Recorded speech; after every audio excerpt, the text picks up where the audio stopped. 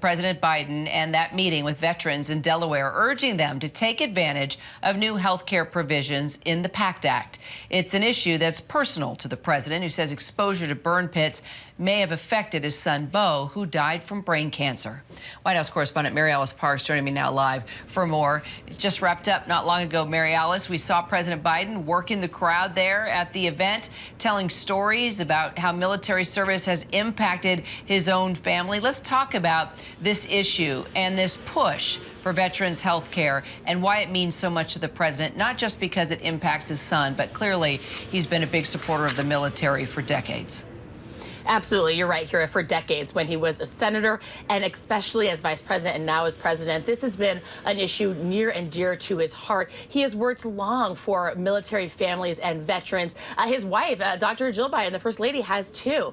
And this issue in particular, exposure to toxic burn pits and making sure that veterans who have faced toxic exposures, who have terminal illness, perhaps as relates to that, this issue is one that is so close to the president's heart. Like you were saying, he has worried and long expressed his belief that it is possible his son, Beau Biden, developed brain cancer so early, so young in life because of his exposure to toxins while serving abroad in Iraq.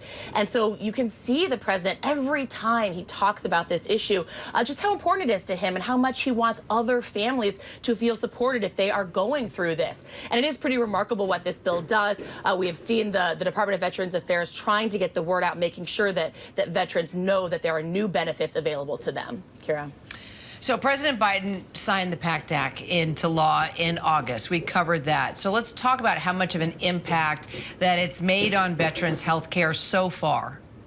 It seems like it's already made quite a difference and that there was really a need and a call for this. The administration saying that more than 730,000 veterans have already received toxic exposure screenings because more than 40% had reported a concern of exposure. They want to know what is going on with their health and they want help.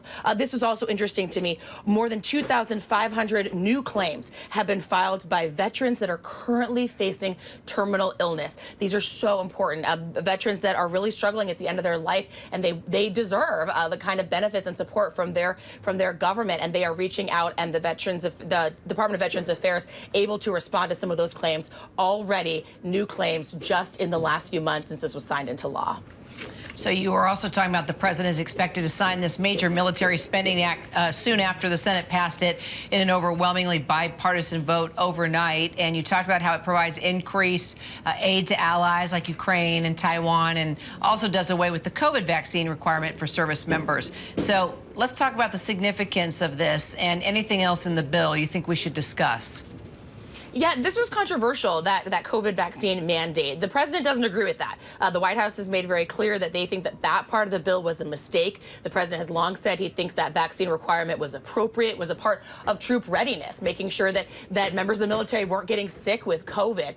But nonetheless, it seems like it is on path to be signed into law. The White House also doesn't want to slow this down, and they don't want to stand in the way with what else is in this bill. It's a huge bill. It includes fundamental pay increases, pretty substantial pay increases, increases in housing and basic needs allowance, some of the biggest bump in benefits in over a decade. Part of that is to account for inflation, of course, and also because the Congress really feels like this was overdue. Like you said, it includes $85 billion in increased aid towards Ukraine as well. The president will be excited about that. He wants to make sure that support is lockstep. Kira.